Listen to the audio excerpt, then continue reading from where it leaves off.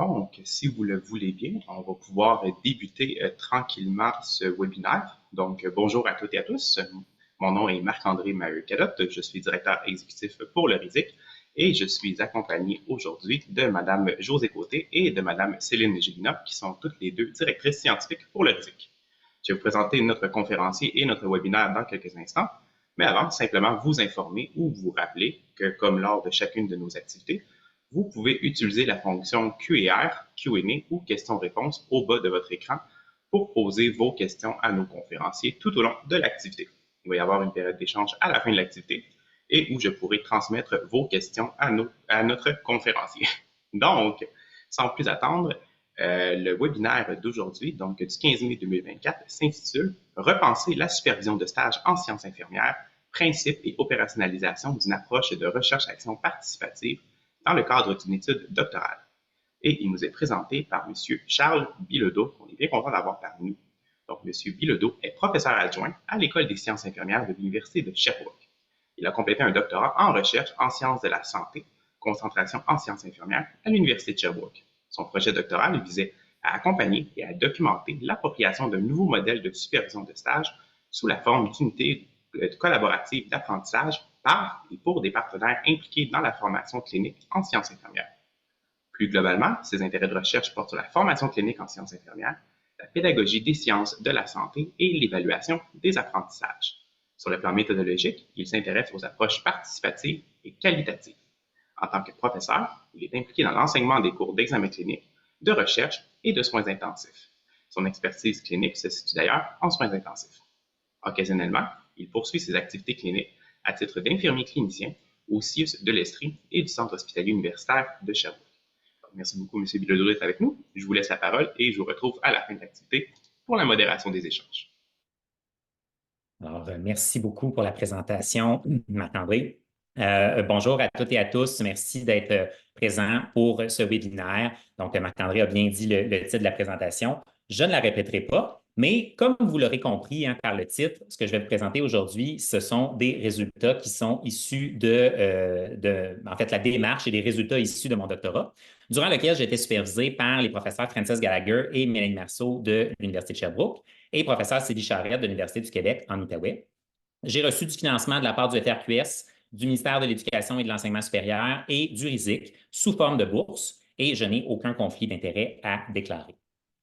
Donc, les objectifs de l'activité d'aujourd'hui sont d'approfondir la compréhension des principes de la recherche-action participative appliqués à l'amélioration de la supervision des stages cliniques en sciences infirmières, d'explorer les bénéfices potentiels de l'unité collaborative d'apprentissage, ou UCA, en tant que modèle novateur pour la supervision des stages cliniques en sciences infirmières, et d'identifier les adaptations nécessaires à l'intégration de l'UCA dans le contexte de la formation en sciences infirmières au Québec.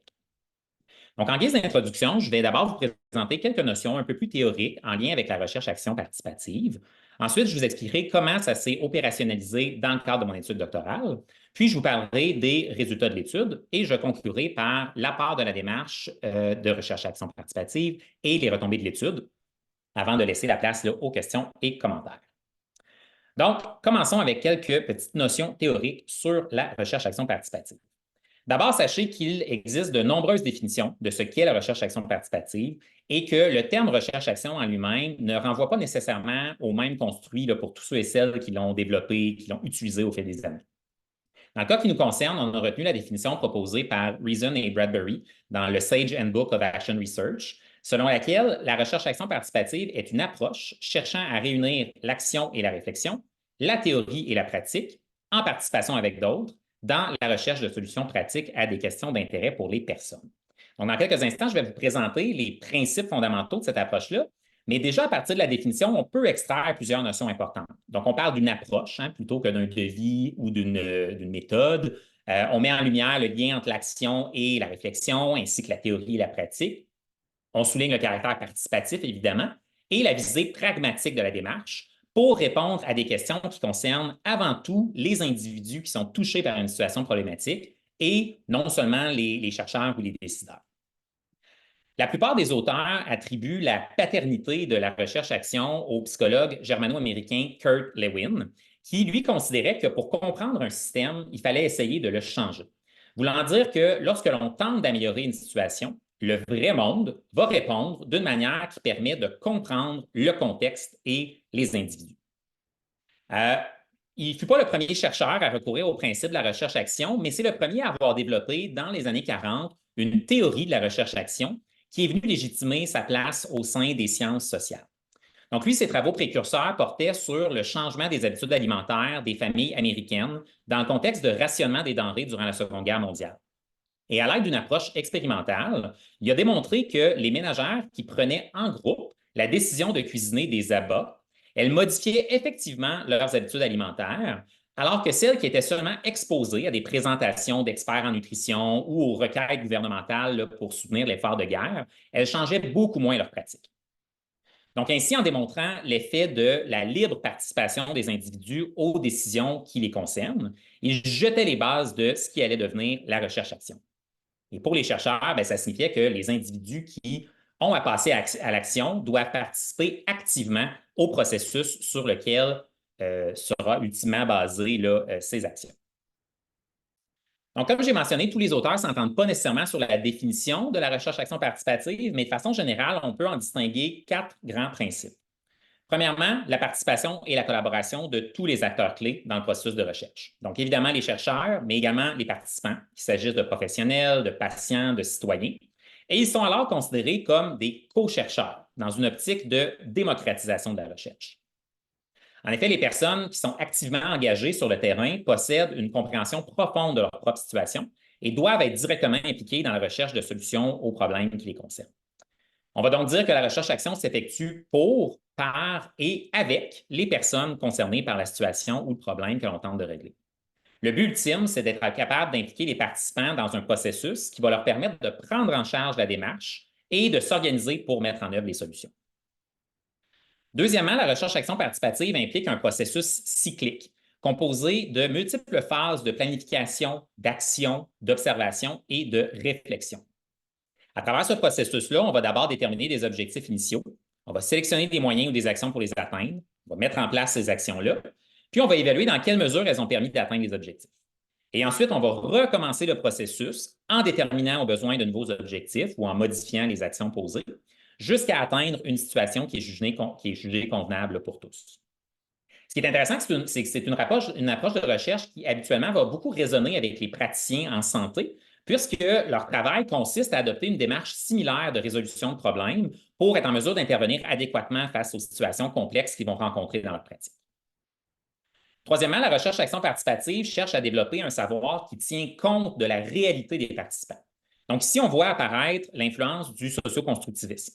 C'est-à-dire que les chercheurs vont tenter de comprendre et d'interpréter le monde en s'intéressant aux significations subjectives des expériences vécues par les individus.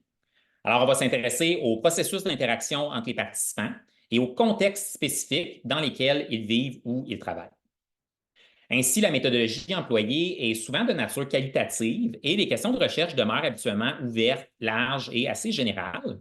Mais cependant, il y a certains auteurs qui postulent que la recherche-action, c'est simplement une façon de faire de la recherche appliquée, qu'elle peut facilement combiner plusieurs méthodes de recherche et donc qu'elle ne nécessite pas d'engagement épistémologique spécifique. Finalement, la recherche-action participative a pour but de faire émerger un changement afin de résoudre un problème, soit dans un contexte de pratique professionnelle ou un contexte social. Elle se veut donc foncièrement pragmatique, c'est-à-dire qu'elle sert à produire des résultats pratiques immédiatement applicables à une situation ou à un problème spécifique. Et par le fait même, elle favorise la réduction de l'écart entre la théorie et la pratique en générant des connaissances qui vont permettre d'éclairer la pratique par la théorie et réciproquement de contribuer au développement de la théorie grâce à la pratique. Sur le plan axiologique, la recherche-action participative peut être motivée par différentes valeurs, selon la tradition dans laquelle elle s'inscrit. Donc, on trouve entre autres la transformation du savoir en action, qui va viser le développement des organisations et l'amélioration des approches de soins et des services de santé. La justice sociale et environnementale, qui, elle, vise le développement des capacités des individus via leur empowerment, afin de contribuer à l'amélioration de la santé des communautés. Et également l'autodétermination des individus, qui renvoie à une intention de permettre aux collectivités de prendre le contrôle de leur développement, notamment via des approches d'advocacy et de décolonisation. Moi, mon étude doctorale s'inscrivait dans la première catégorie, en lien avec la transformation du savoir en action, dans une optique pédagogique, soit pour l'amélioration de la formation clinique en sciences infirmières.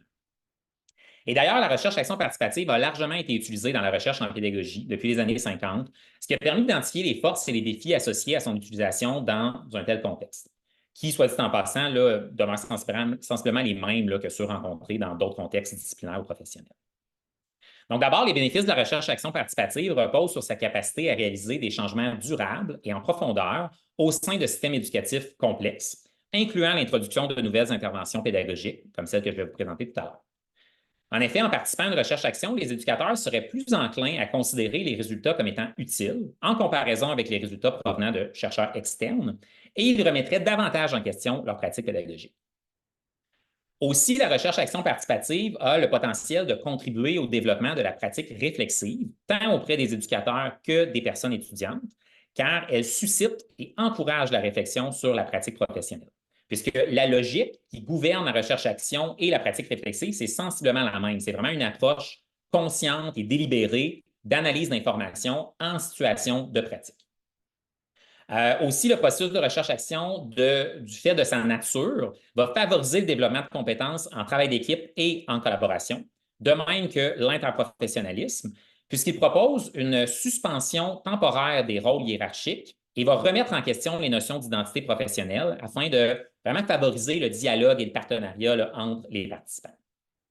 Et finalement, la participation à un projet de recherche-action participative va favoriser l'engagement et l'apprentissage des personnes étudiantes, puisque ça va leur offrir un espace dans lequel elles vont pouvoir mobiliser des savoirs qu'elles évaluent comme étant valides, où leur contribution va être reconnue et où elles vont pouvoir aider à résoudre une situation problématique. Évidemment, la recherche-action participative vient avec son lot de défis, donc notamment des enjeux éthiques en lien avec le consentement continu, la confidentialité des données et la répartition du pouvoir entre les chercheurs et les participants. Également des défis de nature pratique en lien avec le processus d'obtention des approbations éthiques et le temps considérable quand même qui est requis là, pour produire des changements durables, ainsi que des limites méthodologiques concernant la pérennisation des changements amorcés dans le cadre de la recherche, ainsi que la transférabilité des résultats dans d'autres contextes. Donc maintenant, je vais vous présenter comment cette approche de recherche-action participative a été opérationnalisée dans le cadre de mon étude doctorale qui portait sur la supervision des stages en sciences infirmières, en commençant par une mise en contexte de la problématique. Alors, comme je viens de mentionner, mon étude s'inscrit dans le contexte des stages cliniques qui sont reconnus comme une composante essentielle de la formation en sciences infirmières pour le développement des compétences et la professionnalisation des personnes étudiantes. Or, depuis plusieurs années, les stages cliniques sont confrontés à différents enjeux. Par exemple, sur le plan de l'organisation, on constate un manque de ressources qualifiées pour la supervision des stagiaires et le nombre de places de stage dans les milieux cliniques est de plus en plus limité. Aussi, le partenariat entre les milieux cliniques et universitaires est souvent inadéquat ou peu entretenu, ce qui fait en sorte que les infirmières et infirmiers ne sont pas toujours bien formés pour superviser des stagiaires et ils déplorent un manque de soutien de la part du milieu universitaire pour bien jouer leur rôle.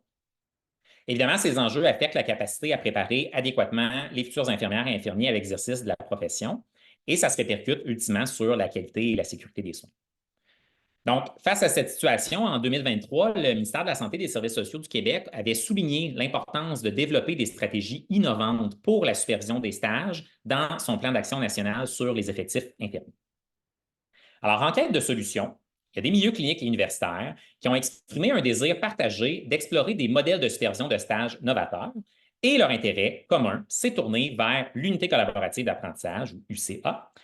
Ils souhaitaient se pencher sur ce modèle-là car il leur semblait être une avenue prometteuse pour surmonter les enjeux cités précédemment, tout en rehaussant la qualité des expériences de stage.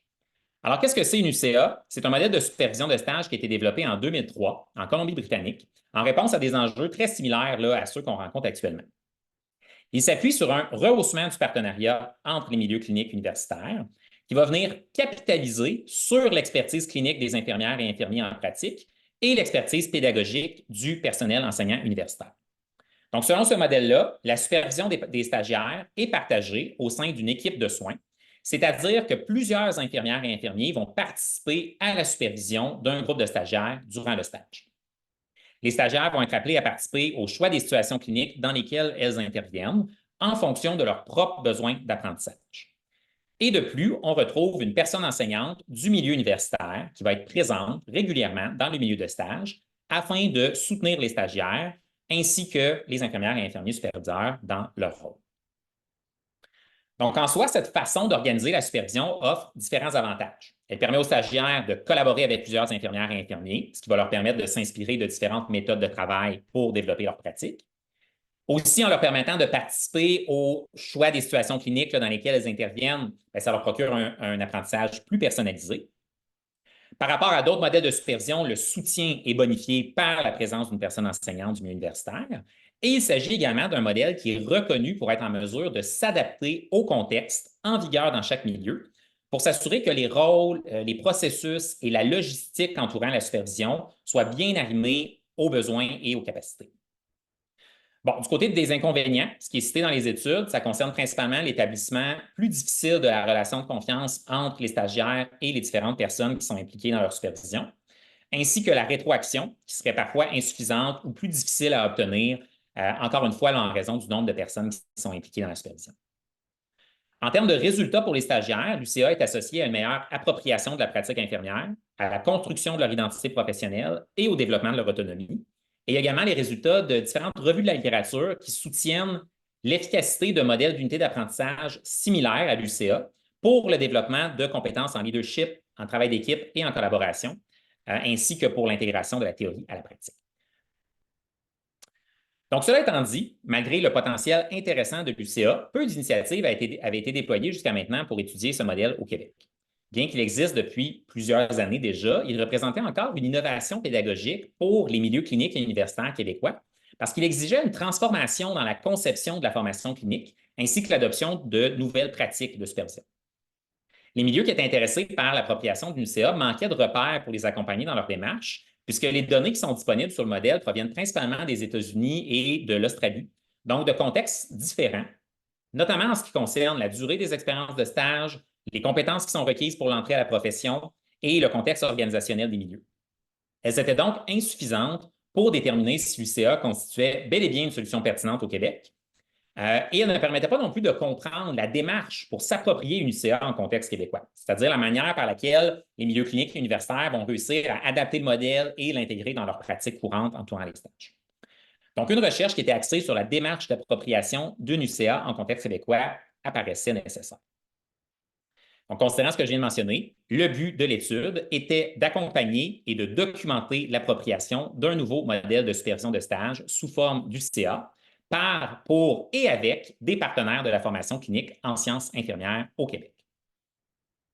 Donc, l'approche de recherche-action participative qu'on a retenue était basée sur les travaux de Stringer et Aragon dans le domaine de la santé. Donc, comme vous voyez, comme je l'ai expliqué tout à l'heure, là, il s'agit évidemment d'un modèle cyclique dans lequel chaque cycle était composé d'une phase de planification, d'action et de réflexion. On a réalisé 3 cycles entre les mois de janvier 2021 et septembre 2022. Donc, un cycle pour l'adaptation du modèle, un cycle de préparation des partenaires et un cycle pour la mise à l'essai du modèle. L'étude a mobilisé des partenaires issus de 2 milieux, soit un milieu clinique et un milieu universitaire, qui collaboraient déjà quand même depuis plusieurs années pour la réalisation des stages, mais qui souhaitaient ensemble repenser la supervision de stage. Donc, le milieu clinique, c'était une unité de soins intensifs mixte d'un 6 en région urbaine, affiliée avec le milieu universitaire, qui avait une capacité de 16 personnes soignées. Les partenaires cliniques, c'était les infirmières et infirmiers, les infirmières assistantes infirmières chefs ou AIC, l'infirmière conseillère en soins infirmiers, ainsi que les gestionnaires de l'unité. Du côté du milieu universitaire, c'était une école de sciences infirmières d'une université québécoise. On avait 2 groupes de partenaires dans ce milieu. D'abord, les partenaires universitaires, qui étaient les professeurs, les chargés de cours et le personnel professionnel impliqué dans les stages, ainsi que les membres de la direction d'école. Puis les partenaires étudiants, qui eux étaient les étudiantes et étudiants en 3e année de baccalauréat en sciences infirmières dans le cheminement formation initiale. En choisissant d'adopter une démarche de recherche-action participative, c'est important que je précise clairement ma position par rapport au milieu à l'étude et aux partenaires. C'est ce que j'ai fait aussi, puis c'est un petit peu ce que Marc-André a mentionné dans ma petite présentation tout à l'heure. Mais en gros, moi, je suis infirmier clinicien. J'ai complété une formation DECBAC en sciences infirmières dans le milieu universitaire partenaire et mon expérience clinique est en soins intensifs. Moi, je suis impliqué dans la formation au sein du milieu universitaire depuis 2014 et j'ai déjà participé à la supervision de stagiaires en soins critiques. Puis j'entretiens encore à ce jour des relations professionnelles avec la plupart des partenaires de ce milieu. Donc, ce qu'il faut comprendre, c'est que dans ce milieu-là, j'étais considéré comme un insider, c'est-à-dire un chercheur qui vient étudier sa propre organisation. Cependant, d'un autre côté, j'entretenais aucun lien avec le milieu clinique partenaire avant le démarrage de la recherche. J'avais seulement quelques connaissances préalables du contexte, je dirais, qui se résumaient aux informations qui m'avaient été transmises par des collègues qui, eux, avaient déjà travaillé dans l'établissement. Alors, dans ce milieu-là, j'étais considéré comme un outsider. Ce qui fait que j'avais une double position. Ça, c'est fréquent pour les chercheurs en recherche-action participative, mais ça peut être un couteau à double tranchant. Par exemple, dans mon cas, en étant impliqué dans le milieu universitaire, je connaissais bien les partenaires. C'était plus facile de solliciter leur collaboration. Et j'avais également une sensibilité empirique du contexte entourant les stages. Cependant, ces connaissances-là pouvaient m'amener à prendre certaines suppositions pour acquises et peut-être m'empêcher de voir tous les angles morts de la situation. Donc, c'était vraiment important de faire preuve de réflexivité pour être en mesure de reconnaître l'influence de ma propre subjectivité dans l'étude. Alors, une des méthodes de réflexivité qui a été employée, ça a été de tenir un journal de bord dans lequel j'ai consigné des notes réflexives en lien avec mes idées, mes réactions personnelles, mes interprétations initiales. Et j'ai aussi utilisé le journal de bord pour inscrire des notes méthodologiques sur les problèmes qu'on a rencontrés, les décisions qui ont été prises tout au long de l'étude et les actions également qui ont été posées. Toujours dans l'optique de rester centré sur les perspectives des partenaires, on a mis en place un comité collaborateur préalablement au démarrage du projet pour alimenter le processus de recherche et rehausser le caractère démocratique de notre démarche de recherche-action participative. Donc, il y avait pour mandat de veiller au bon déroulement de l'ensemble du projet en participant aux décisions, autant concernant l'aspect méthodologique de la recherche que les décisions concernant les actions qui allaient être prises dans les différents sites. Il était composé de moi-même, de mes directrices de recherche, une experte de l'UCA, une conseillère pédagogique et des représentants pour chacun des groupes de partenaires. Et le comité s'est réuni à 4 reprises durant l'étude. En collaboration avec ce comité collaborateur, on a effectué 2 échantillonnages intentionnels de partenaires durant les phases de planification des cycles 1 et 2.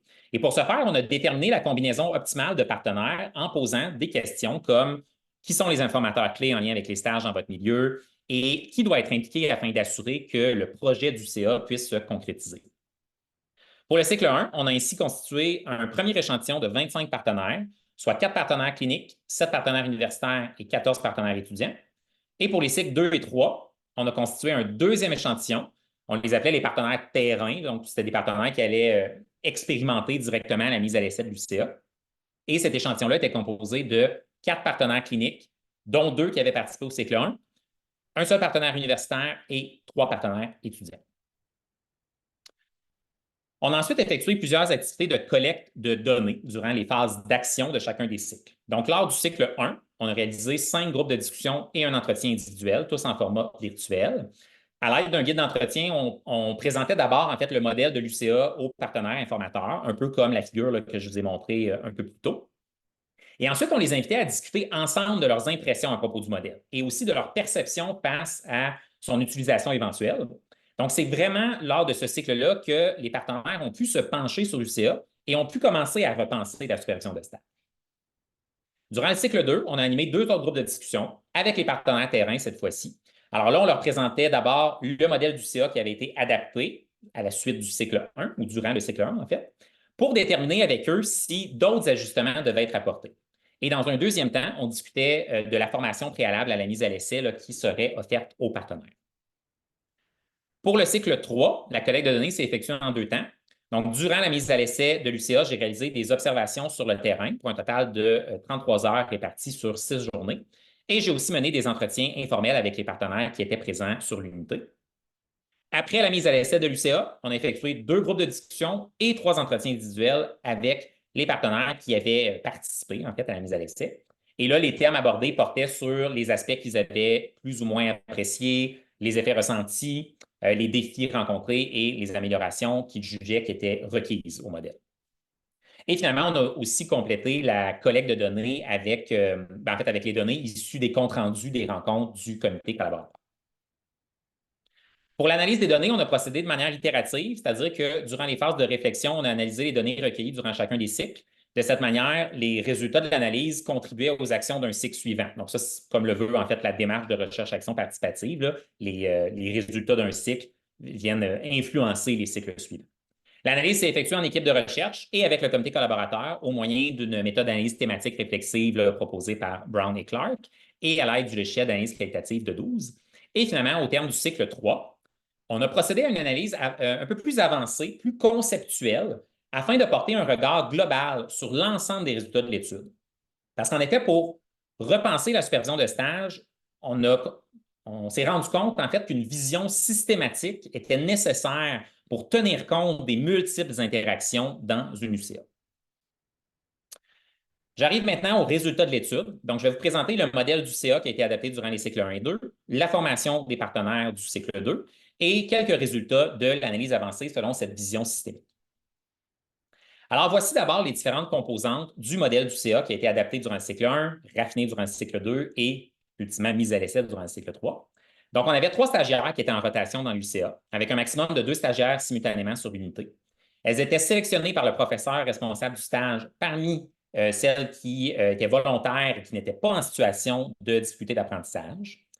La responsabilité de leur supervision était partagée entre les infirmières et infirmiers volontaires, encore une fois, qui jugeaient posséder une expérience suffisante.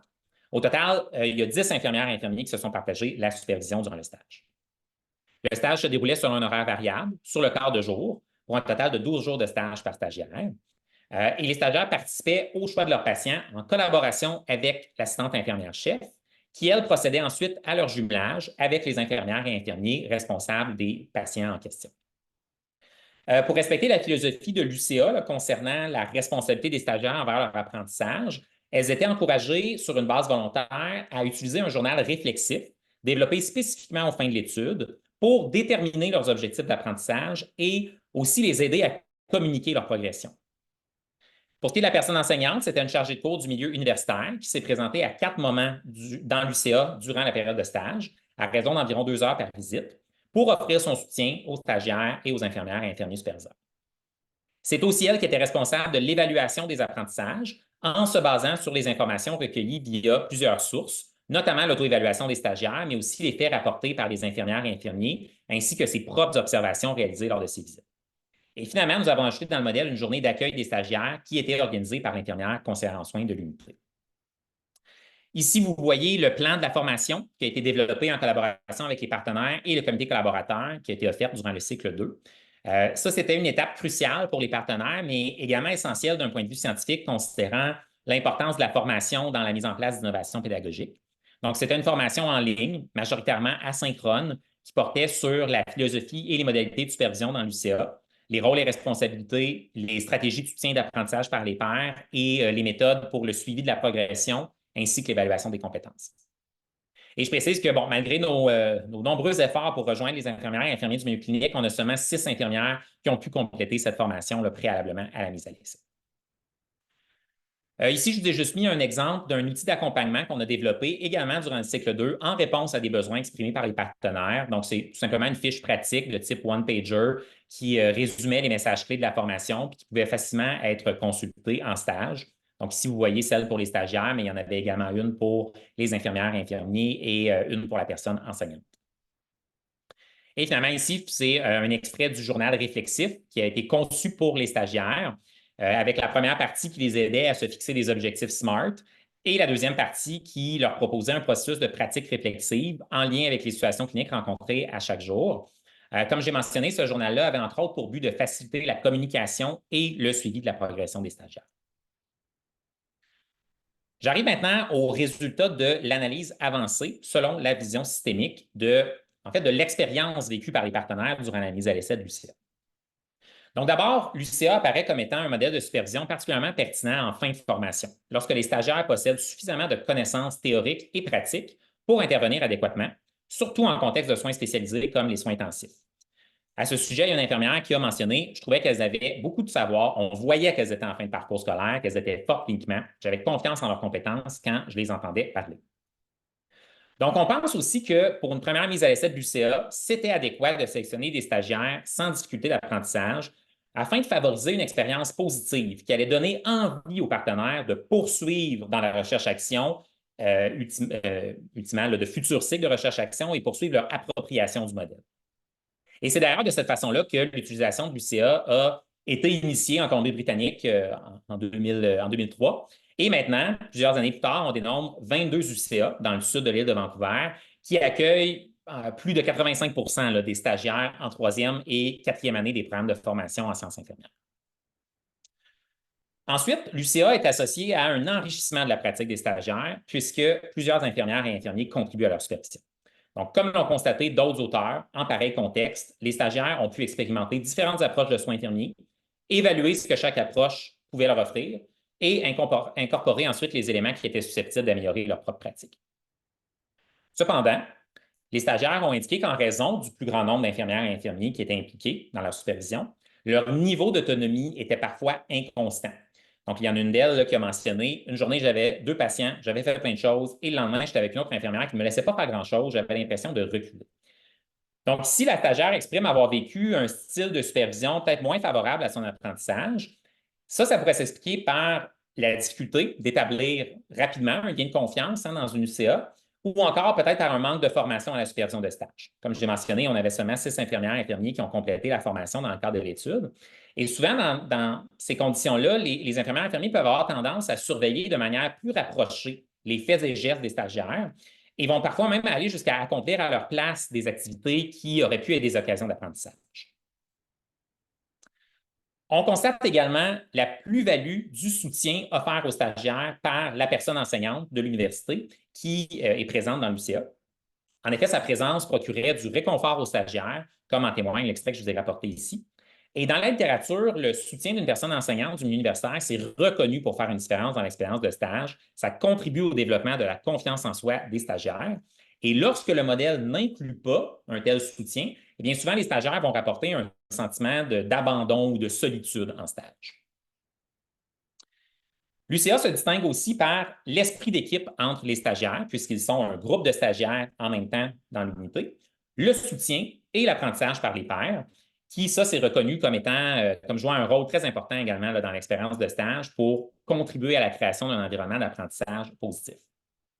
Dans notre étude, ça se traduisait notamment par le souci des stagiaires de se tenir mutuellement informés des situations cliniques potentiellement bénéfiques pour leur apprentissage. Comme l'infirmier et une infirmière, là, il y avait un esprit d'équipe entre elles. S'il y en avait une qui avait une technique intéressante, elle allait chercher sa collègue. C'est rare qu'on voit ça en stage.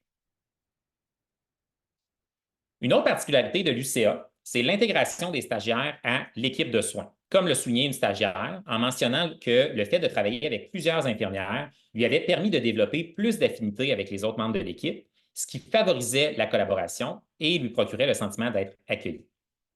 D'autres auteurs ont aussi constaté que les modèles d'unité d'apprentissage, comme l'UCA, procuraient aux stagiaires le sentiment de faire partie de l'équipe, ce qui va distinguer ce modèle-là des modèles de supervision plus traditionnels comme le préceptorat, dans lequel les interactions sont souvent limitées à une seule personne. Parlons maintenant des interactions entre tous ces partenaires-là, en débutant par les interactions entre les infirmières et infirmiers qui étaient responsables de la supervision. Ce qu'on a constaté, c'est que ces interactions-là étaient caractérisées par des enjeux de communication au sein de l'équipe, notamment en raison de l'instabilité dans la composition du personnel infirmier. Je pense que je ne vous apprendrai rien là-dessus. Ces enjeux-là sont particulièrement problématiques dans une UCA parce qu'ils peuvent compliquer le suivi de la progression des stagiaires. Et c'est d'ailleurs ce qu'ont déploré certaines infirmières, dont une qui a mentionné, ce que j'ai un peu moins apprécié, c'est le manque de suivi sur quelles techniques elles avaient faites, avec quoi elles étaient à l'aise, c'était quoi leurs forces, leurs faiblesses ou sur quoi il fallait travailler. C'est des enjeux qui sont importants à considérer puisque la littérature nous indique que lorsque la communication sur la progression des stagiaires est absente ou insuffisante, elles vont souvent être contraintes de répéter les mêmes soins lors de chaque changement de superviseur et de cette manière-là, elles vont avoir plus de difficultés à réaliser de nouveaux apprentissages. Ça rejoint un peu, en fait, ce que nous exprimait la stagiaire là, dans un extrait que je vous ai présenté précédemment, quand elle disait qu'une journée, elle avait fait plein de choses, que le lendemain, elle avait l'impression de reculer. Donc, ce manque de continuité-là, ce manque de suivi sur la progression pourrait également là, expliquer le tout. On retrouve ensuite les interactions entre la personne enseignante et les infirmières et infirmiers sur l'unité.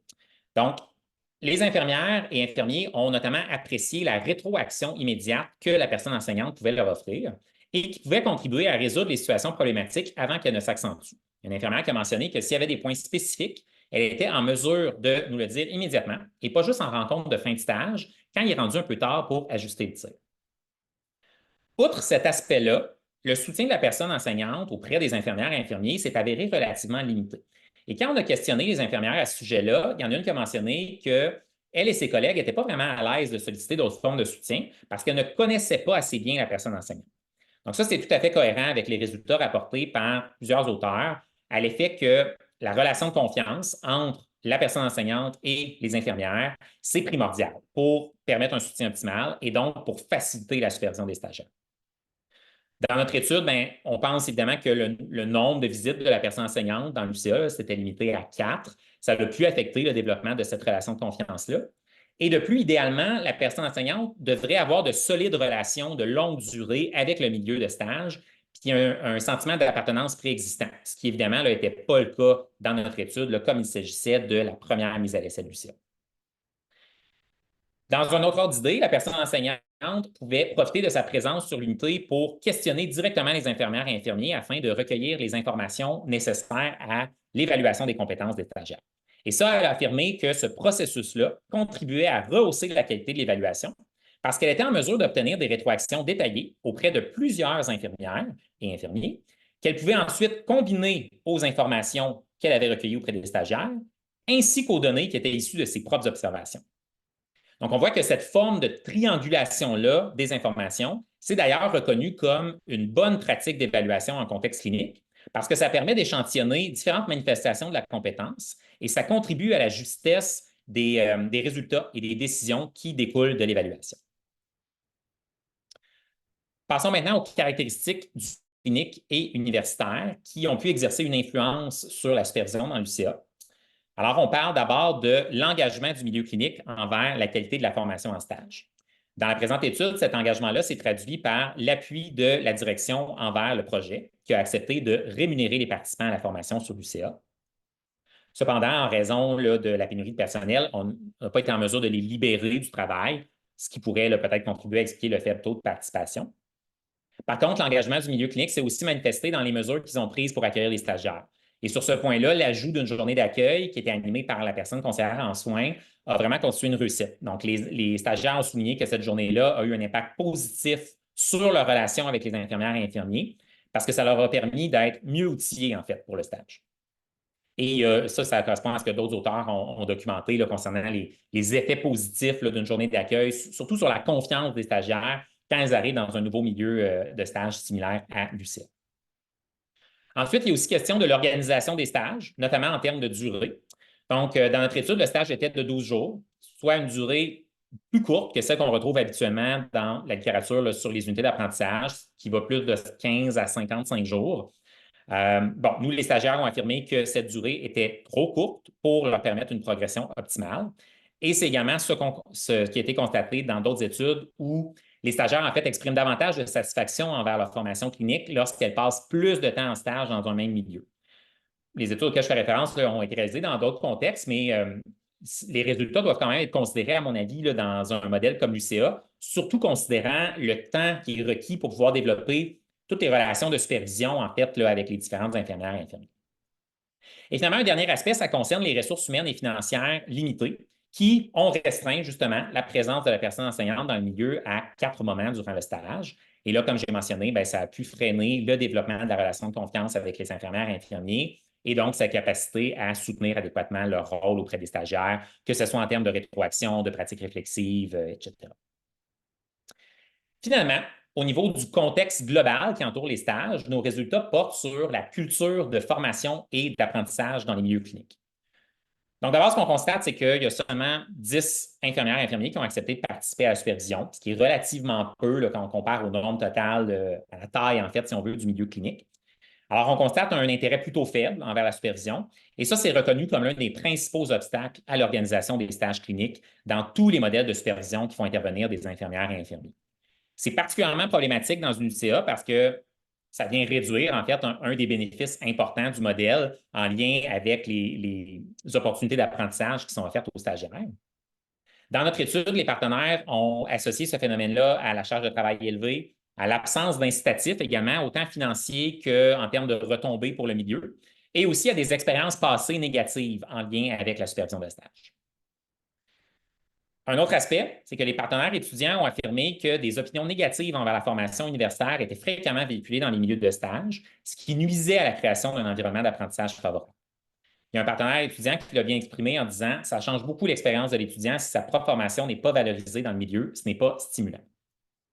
Bon, alors là, on peut se questionner à savoir est-ce qu'il s'agit d'un symptôme des tensions engendrées par le débat sur un nombre d'entrées à la profession ou bien une conséquence de l'occupation incomplète du champ d'exercice infirmier, surtout en lien avec les compétences de niveau universitaire. Mais bon, quoi qu'il en soit, là, ça demeure un enjeu pour la formation clinique. Alors, pour conclure sur la vision systémique, je vous présente quelques adaptations ou pistes d'amélioration qui ont été identifiées par les partenaires et l'équipe de recherche et qui pourraient éventuellement faire l'objet d'un 4e cycle de recherche-action participative pour continuer à améliorer le modèle et ultimement l'implanter peut-être à plus grande échelle. Donc, d'abord, on encourage les milieux universitaires et cliniques à concevoir des activités de formation continue pour rehausser les compétences en supervision clinique chez les infirmières et infirmiers, notamment en lien avec les styles de supervision les plus efficaces pour l'apprentissage dans une UCA, mais également de façon générale en stage. Et ça, d'autant plus qu'une récente revue de la littérature concluait qu'il existait très peu d'exemples probants et solidement évalués de programmes de développement professionnel pour les superviseurs cliniques. Bon, encore faut-il que les infirmières et infirmiers soient placés dans des conditions qui vont les inciter et les motiver à suivre ces formations. Ensuite, en lien avec le suivi de la progression, on a vu que c'était plus difficile entre toutes les personnes là, dans l'UCA. Donc, il serait pertinent d'explorer des moyens de communication plus ciblés entre les partenaires. Et là, on pourrait penser à des moyens technologiques. Donc, par exemple, l'utilisation d'outils comme un tableau de bord électronique ou encore un système de messagerie instantanée, quelque chose du genre. On a aussi constaté que la structure organisationnelle des stages pouvait affecter la supervision dans une UCA. Alors, on encourage la révision de certains aspects de cette structure-là, notamment la durée des expériences de stage qui pourraient gagner à être prolongées et l'allocation de ressources humaines et financières dédiées au soutien des infirmières et infirmiers superviseurs. Finalement, la culture de formation et d'apprentissage du milieu clinique semble avoir exercé une influence sur la qualité de l'expérience de stage dans l'UCA. Donc, on pense qu'il faut continuer à contribuer au développement d'une culture plus positive en poursuivant les initiatives de partenariat, comme la collaboration dans le cadre de projets de recherche, tels que celui-ci, ou le développement conjoint d'une offre de formation continue, par exemple. Je conclue en parlant de l'apport de la démarche de recherche participative, de recherche-action participative et des retombées de l'étude. Donc, la démarche de recherche-action participative a vraiment permis la combinaison des perspectives d'une multitude de partenaires et c'est à la lumière de toutes ces perspectives-là que l'adaptation du modèle, la formation préalable et la documentation de l'expérience vécue durant la mise à l'essai ont été effectuées.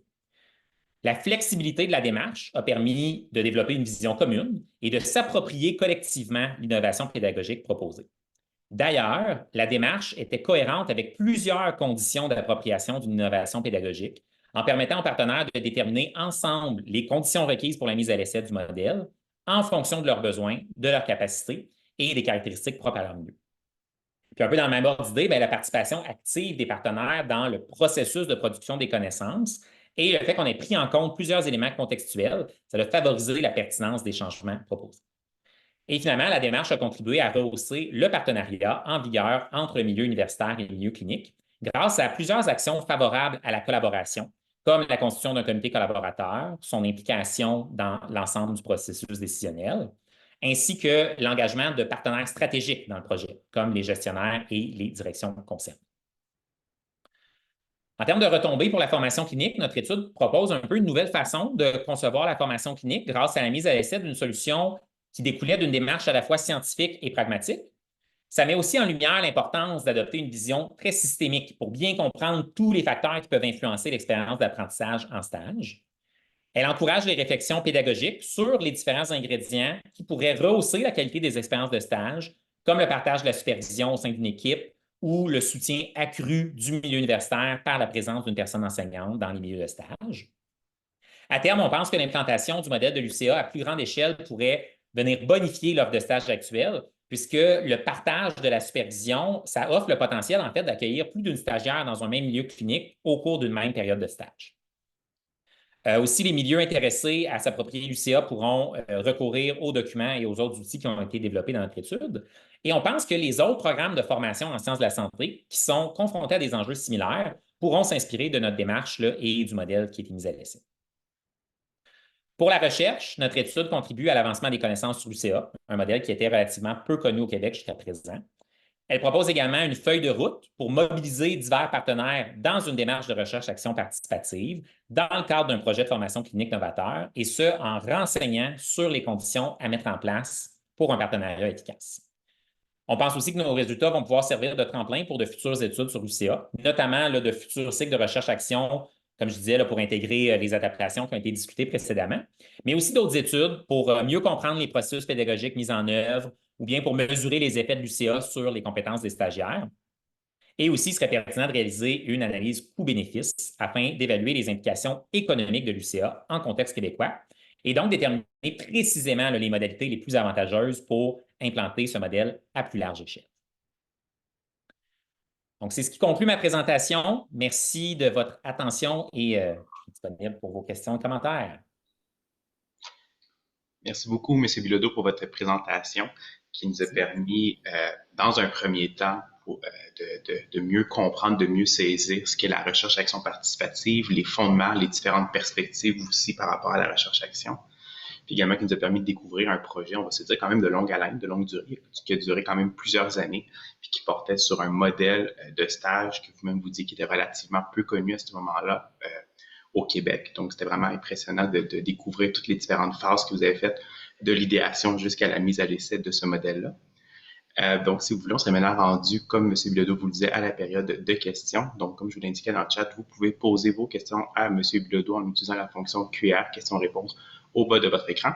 Avant qu'on commence à prendre les questions, ça commence à rentrer. Simplement vous préciser que la présentation d'aujourd'hui était enregistrée et elle va être disponible dans son intégralité sur notre site internet au www.risic.com dans les prochains jours pour un revisionnement.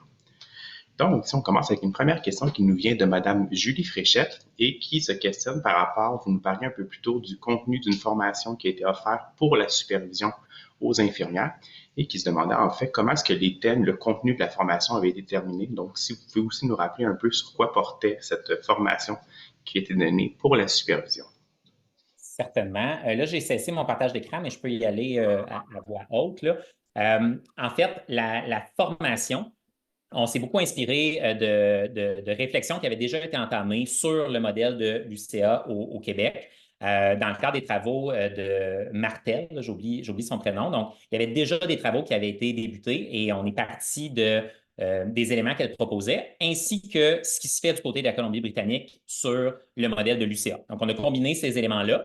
On les a présentés aux partenaires de notre étude et on est venu ajuster avec eux, on est venu compléter qu'est-ce qu'ils avaient besoin, qu'est-ce qu'ils jugeaient qui était pertinent, de quelle manière également la formule là, par laquelle ils souhaitaient recevoir ces informations-là.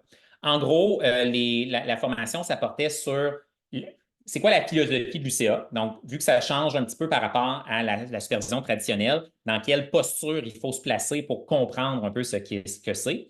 Comment ça s'exerce la supervision, donc concrètement, la répartition de la supervision à travers une équipe, ainsi que le rôle de l'assistante dans la répartition des patients et des superviseurs aux étudiants. Les rôles des différents acteurs, donc autant les étudiants, les infirmières et la personne enseignante. On a également bonifié la formation en venant ajouter toutes les stratégies de soutien et d'apprentissage par les pairs qui étaient possibles dans une UCA. Que ce soit la démonstration d'habileté clinique entre pairs, que ce soit le compagnonnage cognitif. Donc, il y avait différentes stratégies qu'on a recensées, qu'on est venu ajouter, puisque c'est quelque chose qui n'était pas beaucoup mis de l'avant, je dirais, là, dans les autres expériences de stage que les partenaires avaient vécues. Et l'autre aspect, c'était les stratégies qui avaient été développées pour assurer le suivi. Donc, le journal réflexif, c'était présenté dans cette formation-là, ainsi que pour l'évaluation des compétences. Donc, comment l'information allait être recueillie et comment elle allait être combinée là, pour poser un jugement sur le développement des compétences. Donc, ça, c'était la partie formation qui ont complété avec une période de questions et d'échanges de façon synchrone avec les participants. Merci beaucoup, M. Bilodeau. Donc, on entend que vous êtes parti de modèles qui existaient déjà dans la littérature. Vous avez également bonifié, ajusté avec ce que les partenaires vous exprimaient comme besoin. Et la formation qui parlait des rôles, des différentes stratégies de soutien à l'apprentissage, l'évaluation des compétences et également une période de questions-réponses pour les gens qui étaient impliqués. On a une deuxième question qui nous vient cette fois-là de Steven Bernier et qui nous demande en fait le modèle donc d'unité collaborative d'apprentissage. Est-ce qu'il va être maintenant implanté officiellement dans les stages? Lui, il parle de l'Université de Sherbrooke pour le bac en sciences infirmières. Puis peut-être je vous demanderai de manière plus large, qu'est-ce que vous voyez comme avenir pour ce modèle de supervision de stage-là dans la formation infirmière au Québec? C'est une excellente question. J'aimerais pouvoir dire oui. Malheureusement, ce n'est pas le cas en ce moment. Donc, non. Est-ce qu'un jour, ça le sera? Je le souhaite. Ou en tout cas, j'aimerais qu'on puisse continuer à regarder qu'est-ce que cette étude-là nous a. Tu sais, même si ce n'était pas l'UCA directement, ça l'a mis en lumière des composantes, je pense, qui valent la peine d'être étudiées davantage ou qui pourraient être bonifiées dans le cadre d'un stage. Pour le moment, c'est une étude doctorale, donc c'est moi qui pilotais ça. Oui, venant des intérêts des partenaires, mais on n'en est pas arrivé à un cycle dans lequel les partenaires reprennent ça et partent de leur côté là, pour poursuivre. C'est dans mes projets, je dirais, là, de poursuivre. Puis d'ailleurs, une des choses qui est intéressante, je dirais, c'est qu'au terme du cycle 3, tous les partenaires se sont entendus pour dire qu'ils souhaitaient aller de l'avant, qu'ils avaient trouvé ça intéressant, qu'ils y voyaient des avantages. Par contre, ça nécessite de l'accompagnement. C'est pas, puis ça, c'est ce qu'ils ont conclu, je dirais, là. C'est intéressant parce qu'il y a un article qui a été publié il n'y a pas si longtemps qu'en Britannique qui ont comme un peu retracé l'historique du modèle là-bas. Et un de leurs constats après 20 ans là, d'utilisation du modèle, c'est que bien qu'il soit encore présent, c'est pas self-sustaining. Ça prend des ressources, ça prend des gens qui travaillent et qui s'assurent que ça avance, que ça continue à être amélioré. Sinon, on retombe dans les vieilles habitudes et il y a des complexités qui s'ajoutent. Donc, tout ça pour dire que pour le moment, ce n'est pas encore implanté au niveau de l'Université de Sherbrooke ou même ailleurs à large échelle. Ça serait intéressant de pouvoir voir comment on peut aller de l'avant avec les adaptations qui ont été proposées. Puis, comme je dis, là, les gens, l'intérêt, la motivation est là. Là, maintenant, il va falloir que les ressources suivent, je dirais. Merci beaucoup. Donc, même s'il n'y a pas nécessairement de projet concret en ce moment, on entend que l'intérêt est là, puis que si on Oui. soutient cet intérêt-là par des ressources concrètes, un effort concret, il y aurait possibilité peut-être de reproduire l'expérience. Oui. On a une nouvelle question qui nous vient de Mme Anne-Marie Sautois, qui nous demande en fait quel recul vous avez par rapport au stage avec ce modèle-là de supervision. Donc, je ne sais pas si dans le cadre de votre étude, dans les semaines ou même dans les mois suivant la fin de la participation des étudiants à ce stage-là, est-ce que vous avez pu voir un peu leur cheminement de carrière ressemblait à quoi, que ce soit de manière peut-être formelle ou peut-être même informelle? Qu'est-ce qui est devenu de ces étudiants-là après ou peut-être quelles perspectives eux-mêmes avaient à plus long terme sur leur participation à ce stage-là, puis comment ça avait contribué à leur formation et à leur entrée dans la profession? C'est une bonne question. Premièrement, c'est un nombre très faible d'étudiants qui ont participé au stage, donc je ne peux pas m'exprimer là, sur un effet qu'il aurait pu avoir à plus grande échelle là, sur un plus grand nombre d'étudiants. Celles qui ont participé dans l'ensemble, c'était vraiment très positif. Leurs commentaires, elles ont beaucoup apprécié cette façon-là d'être supervisées, surtout dans le cadre d'un dernier stage de formation. Je ne sais pas si je l'avais précisé, j'avais dit que c'était étudiant en dernière année, mais non seulement en dernière année, mais en dernier stage final intégrateur de soins critiques. Donc, ça leur a vraiment permis, ce qu'elle mentionnait, c'est qu'elle voyait le pas qui leur restait vers la pratique autonome. Elle se sentait beaucoup plus dans le rôle qu'elles allaient occuper dans les mois qui allaient suivre. Donc, en termes de collaboration avec l'équipe, en termes de collaboration interprofessionnelle, d'intégration au sein du milieu, c'est des éléments qui ressortaient beaucoup dans leurs propos. Peut-être un autre petit clin d'œil intéressant que je peux faire en lien avec cette question-là. Ce qui est intéressant, c'est que dans les bénéfices, si on veut, de faire participer des étudiants à des projets de recherche-action, souvent, ça leur fait découvrir de l'intérêt pour la recherche. Ça augmente leur curiosité intellectuelle. Et une des étudiantes qui a participé m'a réécrit pour me dire justement qu'elle s'inscrivait à la maîtrise. Donc, bon, c'est très anecdotique, là, mais juste pour dire que je pense que quand même que c'est intéressant de poursuivre ce type d'initiative-là dans laquelle on intègre concrètement les étudiants dans l'amélioration de la formation. D'après moi, c'est porteur là, comme approche. Mais pour ce qui est du reste, je n'ai pas d'autres suivis là, de la part de ces étudiantes-là. C'est ça. Donc, même s'il n'y avait pas nécessairement de suivi à long terme qui était fait, donc on voit que peut-être non seulement au niveau de l'entrée en profession, ça a pu avoir des effets qui étaient bénéfiques d'après ce qu'ils vous ont rapporté, mais peut-être même au niveau de l'intégration de la recherche, de la culture scientifique, peut-être des pistes à explorer à ce niveau-là avec la recherche d'action participative. Tout à fait, tout à fait. On a une autre question qui nous vient de Abir El Aouli et qui nous demande en fait, vous mentionnez dans la présentation qu'il y avait eu des enjeux au niveau peut-être de l'intérêt ou de l'engagement ou de la disponibilité des infirmières à superviser des étudiantes en sciences infirmières. Et la question qu'elle nous pose, c'est comment est-ce qu'on peut faire, d'après vous, d'après votre expérience, d'après votre recherche, pour stimuler l'intérêt des infirmières à superviser des étudiants?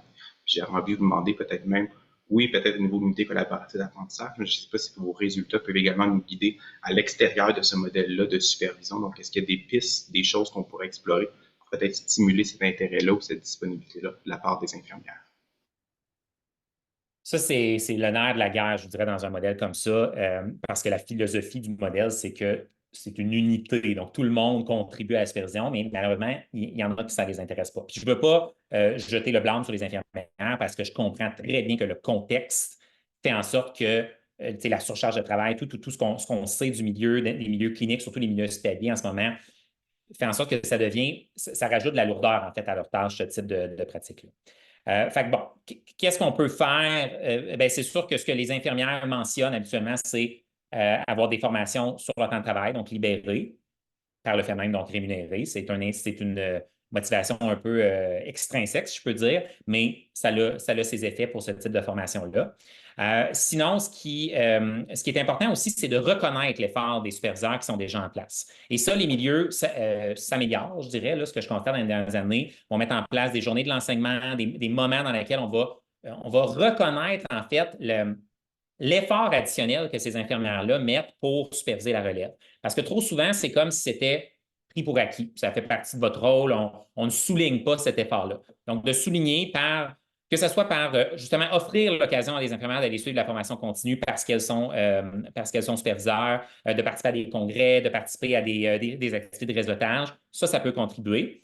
Et il y a aussi toute la motivation intrinsèque qui est parfois plus difficile à aller stimuler, mais d'être en mesure de refléter à quel point ce rôle-là a un impact sur l'avenir de la relève, que ça va venir les aider par la suite également dans le milieu clinique pour tous les enjeux qu'on rencontre actuellement. Plus la relève est bien formée, plus ça va être facile de les intégrer par la suite. Donc, ultimement, ils se sauvent du travail, si je peux dire, sur le long terme. Fait que c'est très complexe. Il y a beaucoup d'avenues dans quoi on peut sous quel angle, en fait, plusieurs angles sur lesquels on pourrait attaquer ce problème-là, mais ça demeure un enjeu très, très, très important. Puis comme je disais, j'ai dit en sciences infirmières, mais c'est pas mal la même chose dans presque toutes les disciplines là, du domaine de la santé, là, la supervision clinique. L'intérêt à superviser, là, c'est un enjeu important. Merci beaucoup donc pour ces pistes. Donc, on entend cette idée-là peut-être d'avoir des formations libérées, rémunérées, peut-être de reconnaître de manière beaucoup plus concrète, formelle, les efforts que ces infirmières-là mettent à superviser des étudiants. Donc, de ne pas prendre cet effort-là pour acquis et peut-être aussi de souligner auprès des infirmières-là ou de les aider à reconnaître la pertinence ou la valeur ajoutée de superviser des étudiants en sciences infirmières. Je me lance peut-être pour une dernière question. Je vois le temps qui file. Je vois aussi qu'on a beaucoup de questions qui restent dans le Q&A. Donc, si jamais vous voulez, vous avez les coordonnées de M. Bilodeau qui sont disponibles dans le descriptif de l'activité. Donc, vous pouvez également lui écrire personnellement par courriel si vos questions peuvent être répondues. La dernière question qu'on aurait, donc, vous mentionnez que ce modèle-là avait été appliqué auprès d'étudiantes qui n'avaient pas nécessairement on pourrait dire, de difficultés d'apprentissage. Je ne sais pas de ce que vous avez vu dans les écrits ou de ce que vous avez pu en tirer peut-être comme réflexion ou comme questionnement ou comme leçon de ce modèle-là, de votre étude en fait. Quelle adaptation on pourrait voir ou quel ajustement on pourrait voir au modèle d'unité collaborative d'apprentissage si jamais un jour on voulait peut-être l'étendre à des étudiantes qui ont peut-être certaines difficultés d'apprentissage ou sur le plan de leur cheminement académique? Très bonne question. Comme j'ai mentionné, nous, on a fait ce choix-là dans une optique de recherche-action qu'on voulait permettre. On ne voulait pas tout de suite vivre, pas un échec, mais beaucoup de difficultés qui allaient tout de suite briser la roue, là, puis qui allaient dire, OK, on ne veut pas aller de l'avant. On a mis des conditions de notre côté. Par contre, effectivement, à long terme, pour que ça soit viable, il faudrait être en mesure d'inclure ces étudiants-là également. Et comme je disais, en Colombie-Britannique, maintenant, 85% des étudiants font des stages dans une UCA, difficulté d'apprentissage ou pas. Donc, c'est possible. Moi, où je vois le levier pour intervenir, c'est vraiment via le rôle de la personne enseignante. Parce que c'est elle qui, en étant dans le milieu, est en mesure d'aider l'étudiant à se fixer des objectifs, elle va être en mesure de mieux soutenir les infirmières à donner de la rétroaction, favoriser leur pratique réflexive, les accompagner dans une situation clinique également pour soutenir l'étudiant de façon très concrète là, sur ses habiletés là, en nursing. Donc, il y a beaucoup, beaucoup je pense, de potentiel à venir justement potentialiser ce rôle-là de la personne enseignante dans le milieu clinique pour soutenir les étudiants qui seraient davantage en difficulté de progression. Parce que parce que veut pas, les infirmières, elles sont aussi bonnes soient-elles pour faire de la supervision clinique, elles ne sont pas nécessairement, elles n'ont pas nécessairement une formation en pédagogie. Tandis que les personnes que les universités actuellement embauchent pour jouer ce type de rôle-là vont avoir une formation additionnelle ou vont s'être intéressées davantage à ces aspects-là. Donc, c'est là que vient la complémentarité du rôle de l'expertise clinique et de l'expertise pédagogique peut vraiment être mise ensemble. Fait que moi, c'est là-dessus que je mettrais l'accent. Puis c'est un peu ce que les études qui utilisent ce type de rôle-là nous mentionnent également. Merci beaucoup encore une fois, M. Bilodeau, pour votre présentation. Merci également pour toutes vos réponses à nos questions. C'est tout le temps qu'on avait aujourd'hui. Comme je vous le mentionnais, la présentation est enregistrée et va être déposée sur notre site Internet. Si jamais votre question n'a pas été répondue, vous pouvez également écrire directement à M. Bilodeau à son courriel. Pour notre part, on va se retrouver la semaine prochaine, donc mercredi le 22 mai, pour un nouveau webinaire du RISIC qui s'intitule « La recherche en intervention auprès de patients en soins critiques, défis méthodologiques et éthiques » et que M. Bilodeau va encore une fois nous revisiter la semaine prochaine, donc déjà en compagnie de Mme Émilie Gosselin, qui est professeure adjointe à l'Université de Sherbrooke, et de M. Jonathan Bourgon-Labelle, qui est infirmier praticien spécialisé en soins aux adultes pour le secteur néphrologie du CIUS de l'Estrie. Donc, on a bien hâte de vous revoir, M. Bilodeau, la semaine prochaine avec vos collègues. Merci encore à vous pour votre présence aujourd'hui. Et pour les personnes participantes, on se revoit peut-être la semaine prochaine pour un nouveau webinaire. Merci beaucoup. Bye bye. Merci à tous. Au revoir.